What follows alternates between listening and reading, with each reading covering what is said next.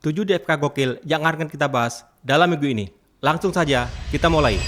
Yang pertama, beredar postingan di media sosial, screenshot dari akun X, FIFA.com tertanggal 1 April 2026, yang diunggah oleh akun-akun influencer besar, seperti akun X, @JakartaTalk, yang mendapatkan lebih dari 741.000 tayangan. Lalu akun X, @UnitedFocusID, yang mendapatkan lebih dari 536.000 tayangan. Menginformasikan jika Indonesia akan menggantikan Iran pada perhelatan FIFA World Cup 2026 nanti. Mari kita cek faktanya.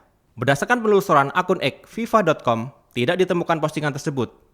Bahkan, dalam postingan terbaru dari akun FIFA World Cup tertanggal 1 April 2026, masih mencantumkan Iran dalam babak penyisihan grup G bersama Belgia, Mesir, dan Selandia Baru. Dalam aturan FIFA sebagai induk organisasi sepak bola seluruh dunia, jelas menyatakan, jika satu negara berhalangan hadir ke event putaran final World Cup karena lalai dan suatu hal, maka posisinya akan digantikan dengan negara lainnya dengan syarat yang sudah ditetapkan. Melihat situasi politik dan perang di Timur Tengah saat ini, seandainya ke depan Iran memang tidak jadi berpartisipasi dalam FIFA World Cup 2026, sesuai aturan, negara yang berpotensi menggantikan adalah negara yang memperoleh poin terbanyak di posisi kedua, akan tetapi gagal masuk ke putaran final. Dalam hal ini, negara yang paling berpotensi besar menggantikan Iran adalah Irak dengan poin 4, lalu disusul Uni Emirat Arab dengan poin 3, kemudian Oman dengan poin 1. Bagaimana dengan Indonesia? Karena Indonesia sangatlah kecil sekali untuk bisa ikut dalam FIFA World Cup 2026, karena dalam penyisian babak playoff putaran keempat, poin Indonesia adalah 0. Jadi jelas ya, jika ada informasi Indonesia akan menggantikan Iran di World Cup 2026 adalah hoax. Beredar postingan di media sosial, narasi Presiden Prabowo terlihat menunduk saat bersalaman dengan Jokowi di momen Idul Fitri 2026. Padahal, umur Prabowo lebih tua dan jabatannya lebih tinggi, yaitu Presiden Indonesia saat ini. Yuk, mari kita cek fakta sebenarnya. Dari penelusuran Google Search Image diketahui, momen foto tersebut bukanlah foto baru saat Idul Fitri 2026. Melainkan itu adalah foto lama saat Prabowo masih menjabat sebagai Menhan ketika bersilaturahmi saat Idul Fitri 2024 ke Istana Negara pada tanggal 11 April 2024. Saat itu, Jokowi masih menjabat sebagai presiden. Jadi jelas, Prabowo saat itu adalah sebagai Menhan dan Jokowi masih menjabat sebagai Presiden Indonesia. Viral postingan di media sosial yang mendapatkan lebih dari 290.000 tayangan, klaim Pak JK dan rombongan akan terbang ke Iran di tengah situasi perang yang memanas. Mari kita cek fakta sebenarnya. Dari akun IG Husain Abdullah 1, selaku jubir Pak JK diketahui, Pak JK dan rombongan akan mengunjungi negara ASEAN untuk menghadiri undangan bertopik dialog perdamaian. Jadi jelas, klaim Pak JK akan terbang ke Iran adalah tidak benar dan hoax.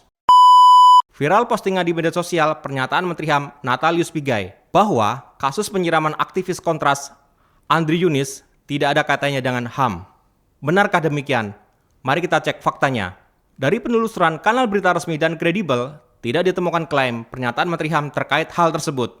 Bahkan, dalam satu wawancara dengan awak media, Natalius Pigai justru mengecam tindakan tersebut dan menegaskan bahwa kekerasan semacam itu merupakan pelanggaran yang tidak dapat ditoleransi, serta meminta pihak kepolisian mengusut tuntas kasus tersebut. Jadi jelas, klaim Menteri HAM pernah menyatakan kasus penyiraman aktivis Kontras Andri Yunus tidak ada kaitannya dengan HAM adalah hoax. Kembali viral postingan di media sosial yang mendapatkan lebih dari 531.000 tayangan. Narasi yang menyatakan Menteri SDM Bahlil Lahadalia yang meminta pemerintah menaikkan harga token listrik agar rakyat belajar hemat dan menghindari kerugian negara. Mari kita cek faktanya. Benarkah pernyataan Menteri SDM tersebut? Dari penelusuran kanal berita resmi dan kredibel, tidak ditemukan klaim pernyataan tersebut. Justru, dari press release PLN pada tanggal 1 April 2026 diketahui, tarif listrik PLN pada triwulan kedua, yaitu periode April dan Juni tahun 2026, tidak ada kenaikan tarif listrik.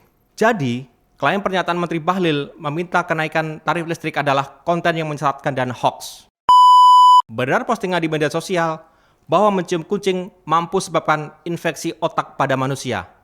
Benarkah klaim dan pernyataan tersebut? Mari kita cek faktanya.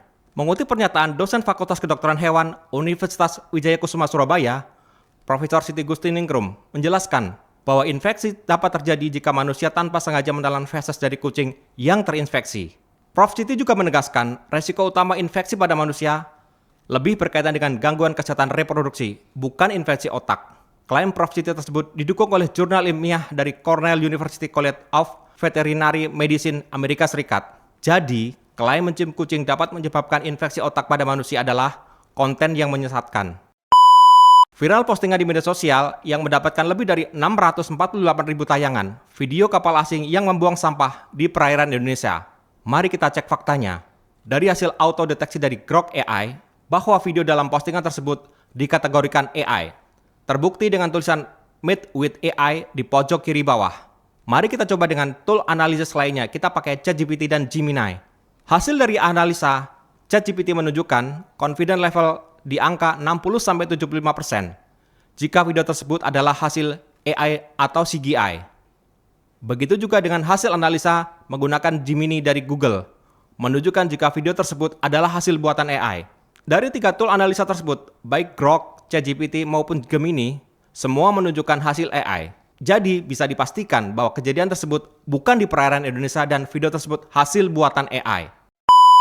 Di era yang serba viral, kebenaran sering kalah cepat. Makanya, jangan buru-buru percaya. Cek faktanya di Mr. Falcon paling kontroversial. Karena kami di sini bukan cuma cerita, tapi ngebongkar fakta.